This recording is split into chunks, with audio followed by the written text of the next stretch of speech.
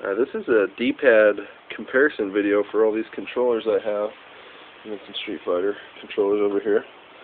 And I'm just going to go over specifically the D-pads and how I think they feel and how they are in fighting games like Street Fighter. So I'm going to start off with the Wii. It's pretty bad. It's not ideal. I mean, I would say it's a little worse than the Dreamcast controller for fighting games, but it's raised about yay far, as you can see, and yeah, it's just not ideal for Street Fighter and fighting games, in my opinion, but you can still play them. And we're not going to go over analog, so blah. And here's the PS3's DualShock 3. It is pretty good. I use it for playing Third Strike. I personally think a D-pad's value or how good it is can be based on how you play fighting games like Street Fighter with it, because you do rolls like what I'm doing right here, and so that's how you kind of can judge how good a D-pad is. And here is the example of a bad D-pad. Look at this. Look at the size of this D-pad compared to this one. It's about half the size, and it is no good. It's not raised very high. It's not good for Street Fighter. If you're a little kid, maybe, but not me. It's like the size of my thumb. But oh, and here's the Waybird. I was just going to show you guys this because I think it was a big improvement, or not improvement, but I'll say this was like the first really good wireless controller that I ever played. The batteries in this thing last forever. It doesn't have rumble, but I don't mind that. I don't even care for rumble, honestly. I'll take this jump pack out. This is the controller I use. It doesn't have a jump pack in it. You know, I don't really care about rumble, but this is a really good controller. Everything's the same. The analog and the D-pad feel exactly the same.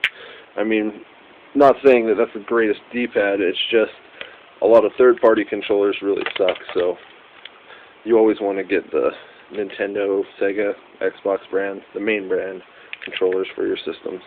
That's my opinion. And here's the smaller version of the original Xbox's D-pad right here. It's raised about yay high over this little rim right here. It was really good. Listen how it's kind of getting squeaky.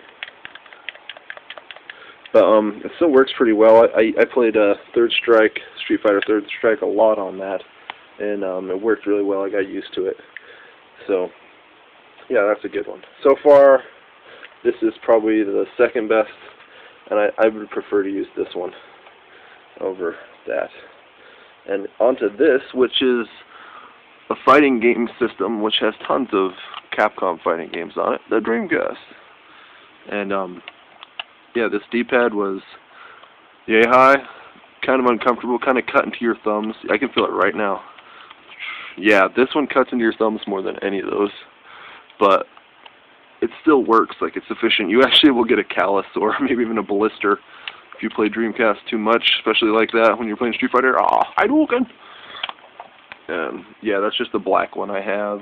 I actually sanded it down a little bit because it was scratched up when I got it. I got it used. Kind of like to do little things to my controllers like that. But yeah, here's the original white one. And here is a somewhat custom Super Nintendo controller. It has white buttons. I painted them with a special paint. But yeah, this D-pad was good. It is big. I like the size of this. I wish D-pads were a little bigger. I think it's because I have a bigger thumb, I guess, than like kids playing, so that's probably why they make it smaller. But I wish that all D-pads were a little bigger. This could be a little bigger. Even this could be a little bigger. This could be a lot bigger. Even this could be a little bigger. But I'm going to show you the Sega Genesis next. One of my favorite consoles. Also, I just really like Sega, I guess. I used to really be into Nintendo, but lately I've been on a Sega kick. They're probably my favorite console right now, these two at least, as far as old school stuff. And yeah, this D-pad was great. Check it out, how big this bad boy is. It's pretty big. It is looking like it's the same size as the Super Nintendo, so they had bigger D-pads back then. when we were kids, when I was a kid, little kid. And here's just the 6-button Genesis controller. This D-pad is better than the other one, than this one. Yeah, I like this controller more. It's so simple, 3 buttons. If you're not playing a super demanding fighting game, I would prefer this one. But if I was playing Street Fighter or something, like anything on the Genesis that's a good fighting game, I would prefer this controller. And here's some extras, some Street Fighter controllers I have. This one's for the PS3, it's wireless. And pretty fat D-pad. Let's look at it compared to the Genesis.